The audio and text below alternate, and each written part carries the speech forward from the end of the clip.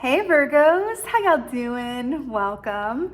We are going to be taking a look at your Scorpio season messages. So here we have the Death Key holding down the home court here.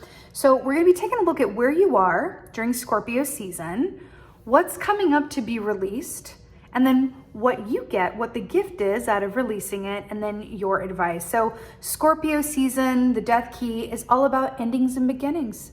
It's about going, what is expired and needs to be taken out to the bin, or what is expired that wants to be renewed again and brought to life in a new way, right? So it's really considering your life, and it's really actually brilliant with your Virgo energy, because you guys are all about efficiency. What is working and what is not? Because if I identify what is not working and I clear it, it makes room for something that will work. And that's something I know y'all understand. So I think you guys are really tuned into the energy of this season already. But let's go ahead and take a look at where you are, Virgos, during this Scorpio season. Did I not just say? Okay. Temperance energy is where you are, which, couldn't be better, just winning it already. So this is Sagittarius energy, which is brilliant because that is the season after Scorpio. But this is about balance, harmony, patience, and feeling like my favorite thing about the Temperance key is that this is a feeling of I'm exactly where I'm meant to be. So well done you. Well done you. Feeling that. And look at this, right? Bop bop. From Scorpio season to Sagittarius. I like this. You're in alignment. You're literally in alignment. Feels really good, Virgo. Okay. So let's take a look at what's coming up to be released during this. Okay. Sometimes it flips like that and I'm worried it's going to fall off the table. I'm working with a smaller table these days, so you know. So what's coming up to be released is Seven of Wands in reverse. So we're going to look at it in the upright first. So Seven of Wands, this is having a lot of effort towards something. This is feeling like you're bigger than your obstacles, like with enough perseverance and dedication, you're going to get to where you're going. Look at his face. Look at his face. He looks like he's really concentrating and not necessarily having the best time. He's definitely got some neck tension. He's probably got some lower back pain, right? It's just a lot of effort going on here. And it's interesting because when this comes up as reverse and it's in a position anyway to be released, I feel like this is saying, really examine some of your belief systems around, like, for example, such as the following, like no pain, no gain. In order for me to achieve anything, it has to hurt first, or it has to be really difficult, or nothing is for free, or nothing comes easily, right? Everything that is worth anything comes with a lot of strife and a lot of, lack of sleep, or a lot of sacrifice, or a lot of drama, or whatever that is for you. Because believe it or not, there are people who experience life where things seem to come very easily, or without much effort. This is a high effort key. But the thing is, the reason that goes that way for people is because they don't expect anything different. Even if something is more difficult at one point in time, they don't believe that that's always going to be the case from then on out. They just thought, oh, well, that was different. Okay, on to the next. So it's a belief system. It's a state of mind, right? Especially as Virgos, you guys love, putting in effort and then seeing the rewards of that effort, right? And it's really about being able to focus your energy in a way where you can expend that energy and then at the end of the day, really enjoy, the rest of your human experience, knowing that you put the work in. I'm hearing that this is a lot about energy balance for you with the Temperance key as well. In terms of balancing your work and your play, balancing how much you give and how much you receive. Because it feels like this is an energy of someone who is going, giving, output. And as a result, there's not much room for input. There's not much room to receive, right? It feels like a very masculine forward energy, and you're being called to really embrace this temperance energy that's available to you and allow yourself to receive, right? So let's get what is on the other side of releasing this Seven of Wands. I have to put a lot of effort into things. Things are, only come as a result of, a lot of hard work and effort and no other way. Let's see what's on the other side of that.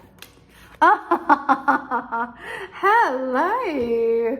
So on the other side of releasing that is the Ten of Swords. Well, hello. It's interesting Because we're talking about Scorpio season and the death key, and then your reward is someone who is dead. So let's just look at this a little bit more closely. So the swords rule the realm of the mind, the thoughts that we think with ourselves, our thought patterns, our belief systems, right? So what you stand to gain on the other side of releasing this, Seven of Pentacles attitude or belief in life or way of viewing the world is a shift of your mental state, a different, moving from a thought prison to a thought palace, right? This is going, I've exhausted myself of analysis paralysis. I've exhausted myself with thinking the worst. I've exhausted myself with trying to figure out ABC, XYZ all of the time and everything's happening. I really exhausted it. I'm done with it. I'm ready to step into a new energy, to have a peace of mind and be on the receiving end of the efforts that I make, as opposed to feeling the need to just do, go, or I only get this if I do this. I only receive if it costs me something, whatever those belief systems might be for you, right? And this could be with your work. This could be with your relationships as well. Really taking a look at reciprocity as it exists within your relationships, right? But what you stand to gain on the other side of this Seven of Wands releasing is mental rest. Okay? And I know that sounds good. I know that sounds good. Let's take a look at your advice. Take a look at, couldn't be better. Your advice is the Four of Wands, which is about celebrating happy home and family, marriage. 1111, it's the signs and synchronicities key. Number 4 is the number of balance. This is really saying, really enjoy everything that you have. Enjoy, celebrate where you are, because you've done a lot of work to get to where you are, and you are here to enjoy your life. You are here to enjoy your life. That is what your advice, being the Four of Wands, is all about. So celebrate what has been and look forward to what is to come. That's what it is. It's really, really beautiful. I love that this is your advice. Also, look out for signs and synchronicities as well, especially to move you through this energy. Look for signs and synchronicities, ask for signs and synchronicities, repeating numbers, animal totems, nature messages, all of those things to come up for you, book recommendations, podcast recommendations, all of those things, because you always have access to that help and guidance and inspiration from the universe, from spirit, from your higher self, if only you ask for it and then are aware of what is going on around you. The signs are always there. It's just that we're not often, noticing them, and that's just what it is, right?